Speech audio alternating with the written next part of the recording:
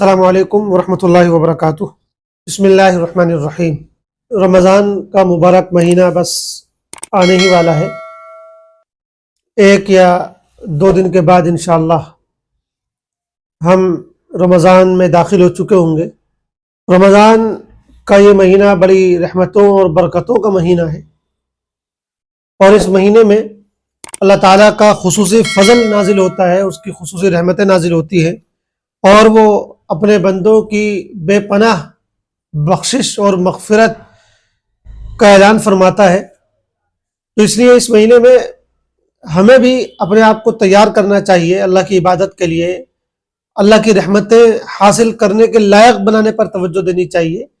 اور اللہ تعالیٰ سے اپنے تعلق میں اضافہ کرنے کی فکر کرنی چاہیے۔ یوں تو رمضان میں بہت سے اعمال ہیں جو انجام دیے جا سکتے ہیں، بہت سی عبادتیں ہیں جن کو انجام دینا چاہیے، لیکن 4-5 ایسے کام ہیں جن پر زیادہ فوکس ہونا چاہیے، اور کوشش کریں کہ پورے مہینے میں ایک دن بھی ان چیزوں میں ناغہ نہ ہو۔ پابندی کے ساتھ پورے مہینے 30 دن ہم یہ کام پابندی سے کرنے والے بن جائیں تو انشاءاللہ ہماری زندگی میں بڑا اچھا اثر محسوس ہوگا اور ایک اچھی تبدیلی محسوس ہوگی۔ سب سے پہلے تو یہ کہ اپنے آپ کو کچھ نفل نمازوں کا عادی بنائیں، پورے مہینے وہ نفل نمازیں پابندی سے پڑھیں۔ بہت سی نفل نمازیں ہیں، اشراق کی نماز ہے، چاشت کی نماز ہے، ایسی مغرب کے بعد اوابین کی نماز ہے، ان میں سے بھی جتنی ہم نمازیں پڑھ سکتے ہیں ان کی کوشش کریں، لیکن خاص طور سے تہجد کی نماز پڑھنے کا اپنے آپ کو عادی بنائیں۔ کوشش کریں کہ رمضان کے پورے 29-30 دن ایک دن بھی ہمارا ناغہ نہ ہو تہجد کی نماز کا۔ اور رمضان میں بہت آسان بھی ہے، اس لیے کہ ہم سحری کے لیے تو اٹھتے ہی ہیں، تو ذرا 10-15 منٹ تھوڑا پہلے اٹھ جائیں اور رمضان اس کی تہجد کی نماز کے لیے اپنے آپ کو فارغ کر لیں۔ کوئی مشکل نہیں ہے، عام دنوں میں یہ ہوتا ہے کہ بھئی اٹھنے میں بہت زحمت ہوتی ہے تو ہم لوگ ہمت نہیں کر پاتے، لیکن رمضان میں تو ہم اٹھے ہوئے ہوتے ہی ہیں، سحری کے لیے اٹھنا ہی ہوتا ہے، تو بس 10 منٹ 15 منٹ جو ہے تہجد کے لیے نکال لیں اپنے کم سے کم، اور اس میں 4 رکعت 8 رکعت جتنے بھی توفیق مل جائے یہ تہجد کی نماز پڑھیں۔ اس کے بڑے فائدے، اور جب 30 دن انشاءاللہ اگر ہم ایسا کر لیں گے تو امید ہے کہ آئندہ کے مہینوں میں بھی جو ہے کبھی نہ کبھی ہمیں تہجد کی توفیق مل ہی جایا کرے گی۔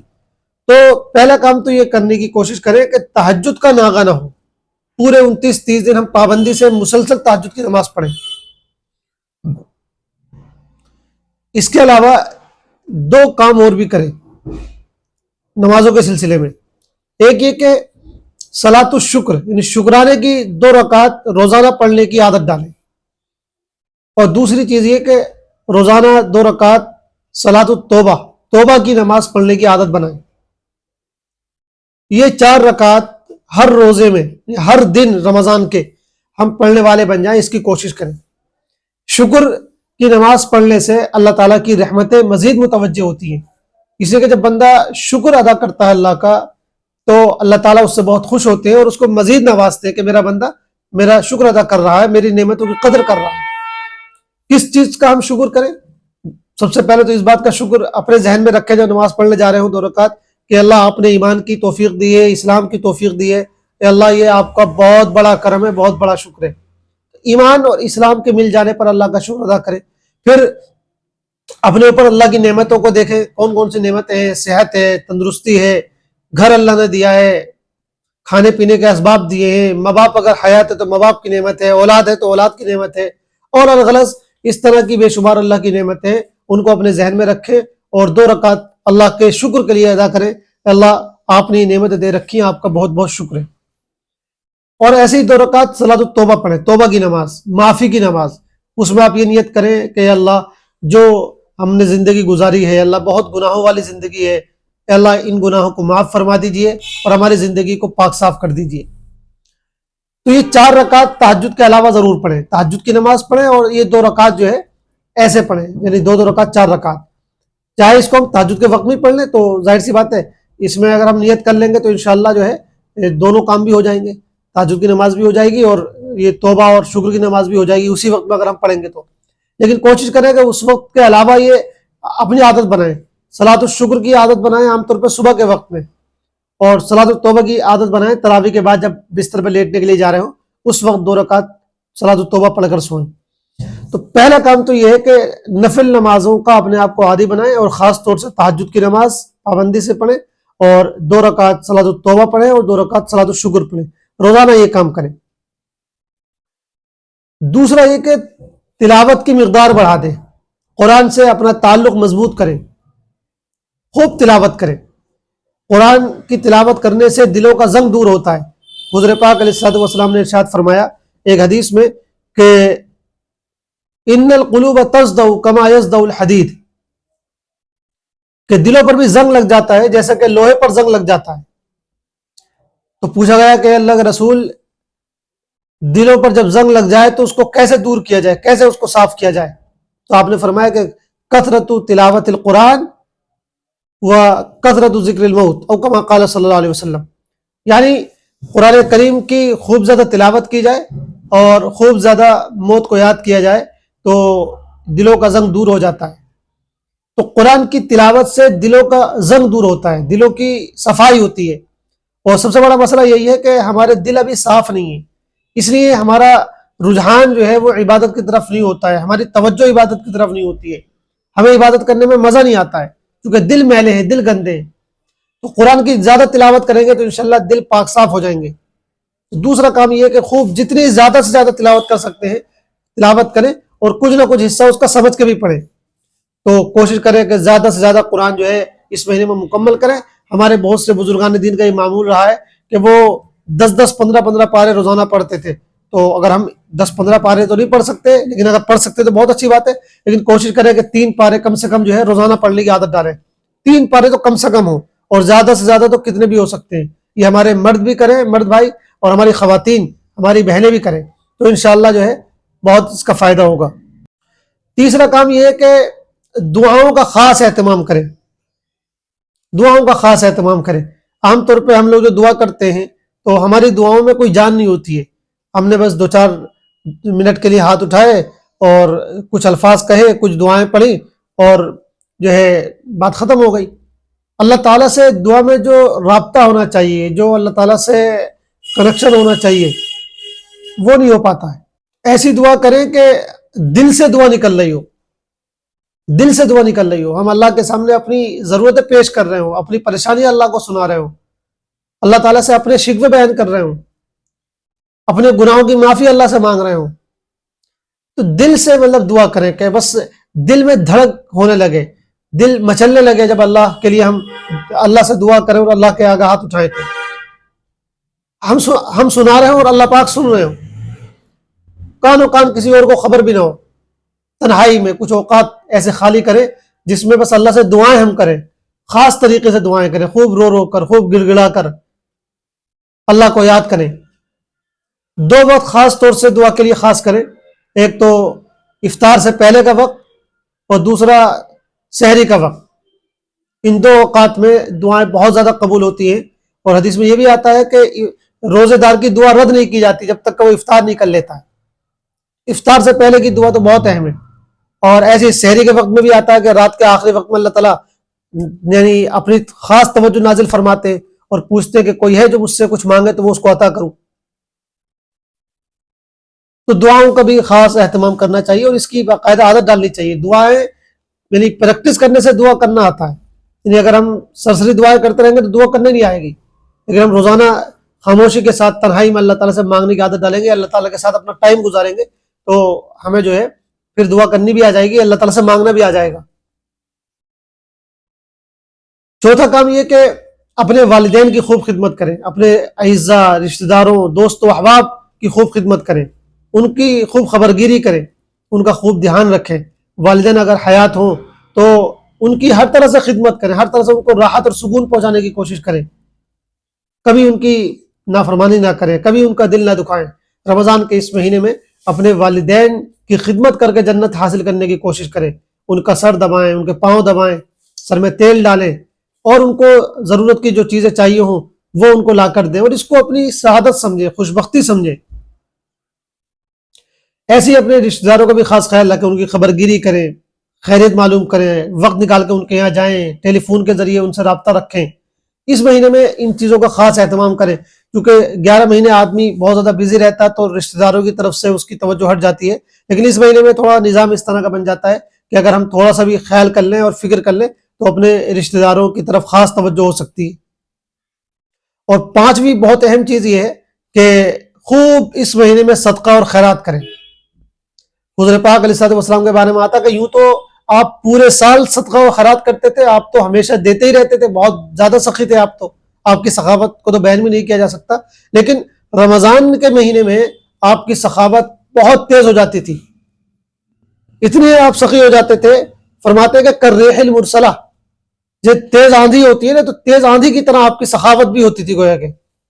جو تیز آندھی ہوتی ہے وہ ہر جگہ پہنچ جاتی ہے، دروازے آپ بند کر لیں، کھڑکی آپ بند کر لیں، تب بھی اندر تک ہوا آ جاتی ہے۔ ایسی رمضان کے مہینے میں حضور پاک علیہ السلام کی سخاوت بھی ہر جگہ گویا کہ پہنچ جاتی تھی، کوئی نہ چاہے تب بھی آپ کی سخاوت اس کو پہنچ جاتی تھی اور اس کو فائدہ ہوتا تھا۔ تو رمضان میں خوب سخاوت کا ماحول بنائیں، خوب خیرات کریں، خوب صدقہ دیں، اور یاد رکھا جائے کہ ہم یہ سمجھتے ہیں کہ بھئی جب ہم صدقہ دینے کی بات آتی ہے تو یہ سمجھتے ہیں کہ صدقہ بس انہی لوگوں کو دیا جائے جو بہت ہی غریب ہوں، قلاش ہوں، مفلس ہوں، جن کے پاس 2 وقت کا کھانا نہیں ہے، ہم انہی کو تلاش کرتے ہیں، اور ایسے لوگ ملتے نہیں ہیں تو پھر ہم دیتے نہیں ہیں، یا پھر ہم ان لوگوں کو دے دیتے ہیں جو پیشہ ور بھکاری ہوتے ہیں، جن کا کام ہی ہے کہ وہ بزنس کر رہے ہیں بھیک مانگ کر، تو بھائی ایسے لوگوں کو نہ دیں۔ اگر واقعاً کوئی آپ کو لگتا ہے کہ مستحق ہے، ضرورت مند ہے، تو اس کو دے دیا جائے، لیکن عام طور پہ پیشہ ور بھکاری جو ہوتے ہیں ان کا کوئی بھروسہ نہیں ہے، ان کو اگر دیں تو بس 5-10 روپے 20 روپے تھوڑا تھوڑا کر کے دیں، تاکہ جو ہے آپ کا پیسہ زیادہ ضائع نہ ہو۔ اگرچہ آپ کو تو صدقے کا ثواب مل جائے گا اگر ہم ان پیشہ ور بھکاریوں کو بھی دیں گے، لیکن بہرحال ان کی وجہ سے بہت سے مستحق لوگ محروم ہو جاتے ہیں۔ تو مسئلہ یہ ہے کہ جب ہم خیرات کی بات کرتے ہیں، صدقہ دینا چاہتے ہیں، تو ہم ایسے لوگ تلاش کرتے ہیں جو بالکل مفلس اور کنگال ہوں۔ تو بھائی ایسے بالکل مفلس اور کنگال لوگ ملنا تو بہت مشکل ہے، اور آج کل عام طور پہ اس طرح کے لوگ نہیں ہوتے، تو صرف ایسے لوگوں کو صدقہ دینے کی فضیلت نہیں ہے،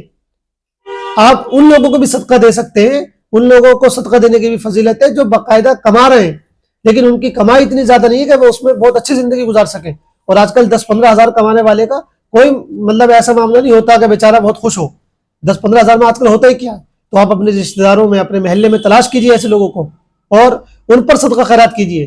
لوگ سمجھتے ہیں کہ وہ تو کما رہا ہے، اس کا بیٹا کما رہا ہے، تو بھائی آج کل ہر گھر میں پریشانی ہے، تقریباً لوگ پریشان ہیں بہت سے،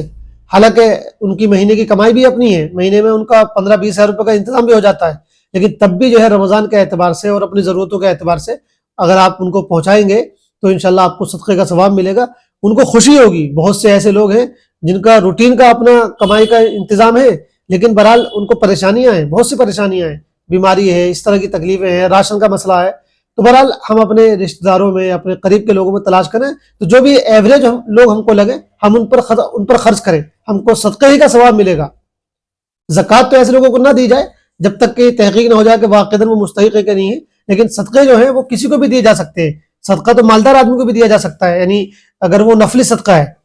تو ہم اپنے عزیزوں میں، اپنے رشتہ داروں میں، اپنے محلے کے لوگوں میں تلاش کریں، تو جو لوگ بھی ایوریج ہوں اور جو لوگ بھی ہم کو لگے کہ بھئی یہ 15-20 ہزار کمانے والے ہیں، ان کو اگر ہم دیں گے تو ان کو بھی خوشی ہوگی، تو ایسے لوگوں کو دیں، ہدیے کے نام سے دیں، گفٹ کے نام سے دیں، اور افطاری کے نام سے دیں، یا کسی اور نام سے ان کو دیں۔ تو اس کا خاص خیال کریں کہ جتنی زیادہ ہم اس مہینے میں مال خرچ کر سکتے ہیں، جتنا زیادہ خیرات کر سکتے ہیں، صدقہ کر سکتے ہیں، اس کی ہم کوشش کریں۔ اس سے دل اللہ کی طرف متوجہ ہوتا ہے، انسانی ہمدردی پیدا ہوتی ہے، اور مال کی محبت کم ہوتی ہے، اور آخرت کی فکر پیدا ہوتی ہے، اور صدقہ مصیبتوں کو ٹالتا ہے، بیماریوں کو دور کرتا ہے، تو خوب زیادہ اللہ کے راستے میں خرچ کریں۔ اور آخری بات یہ ہے اس سلسلے میں کہ اگر موقع نکالیں، کوشش کریں کہ اعتکاف کی توفیق مل جائے تو بہت اچھی بات ہے، مزہ آ جائے، آخر کے 10 دن اللہ کے لیے خاص کریں۔ اور یہ کام وہ لوگ تو بہت آسانی کے ساتھ کر سکتے ہیں جن کا اپنا بزنس ہے، اپنا کاروبار ہے، جو باقاعدہ کہیں جاب نہیں کرتے، ملازمت نہیں کرتے ہیں، کہ ملازمت کرنے والوں کے لیے تو دقت ہوتی ہے، بہرحال اگر چھٹی مل جائے تو بہت اچھی بات ہے، وہ لوگ بھی کر سکتے ہیں اگر 10 دن کی چھٹی مل سکتی ہو تو، لیکن جو لوگ اپنا کاروبار کرتے ہیں، اپنا بزنس کرتے ہیں، یا جو کچھ بھی نہیں کرتے ہیں، بالکل ریٹائرڈ ہیں یا ابھی چھوٹی عمر کے ہیں اور پڑھ رہے ہیں، طالب علم ہیں، اور 10 دن کے لیے وہ اعتکاف کے لیے وقت نکال سکتے ہیں، تو یہ ضرور کریں۔ 10 دن آپ اللہ کے مہمان بن جائیں، اللہ سے خاص تعلق رکھیں، اللہ کے در پہ جا کے پڑ جائیں، اللہ کے ہو جائیں،